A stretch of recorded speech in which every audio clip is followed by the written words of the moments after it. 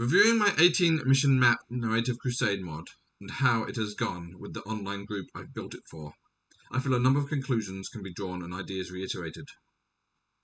Crusade, I believe, is a mode of the W40K game for people looking to be entertained and amused, not for people looking for the endorphin hit of winning games. People looking to feel good from winning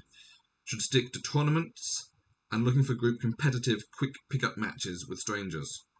Crusade missions are less balanced than GT, and as such need players who can look at their opponent's armies and estimate what a match's outcome will probably be before rolling who will be attacker and defender, and actually declaring yourselves which player in each role will actually give you a better, closer, more exciting game. And only if unsure, then rolling off for who will play each role in the mission. And if that then leads to a one-sided result, perhaps playing a second game in opposing roles to see if then, once you've both played as each role, if it's a closer result. But that would have to be for you and your opponent to determine, based on your army's powers, how the armies interact with each other, and how they both interact with playing as attacker and defender in that mission. Also, an online crusade of random strangers on the internet should not be used in a team format that requires those teams to exist for an extended period of time, as players will be, naturally, on the internet unreliable and leave for numerous reasons. Some important real-life issues they have to deal with,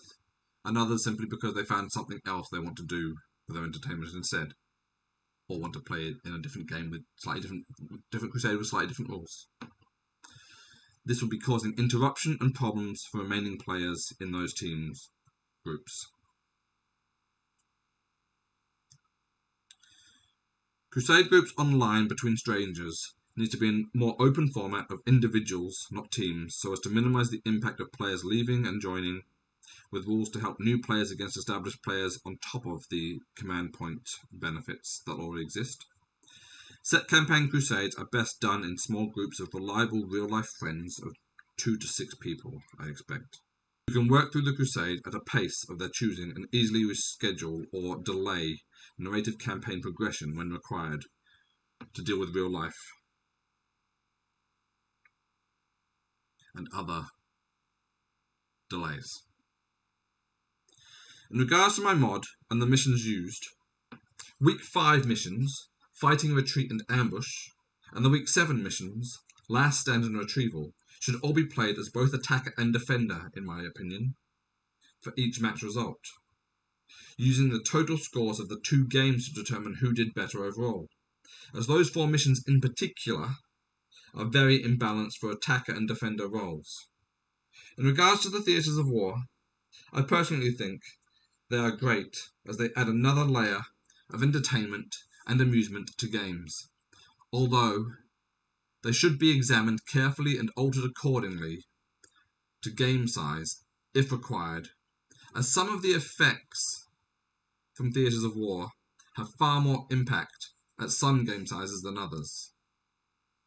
For example, the Perilous Jungles, D6 mortal wounds to the unit, my map workshops and collections, updated by myself, or links to workshops made by others of the community in one location for easier locating of maps for people to use. I wish you all well and hope you have close, exciting games. Thank you for your time.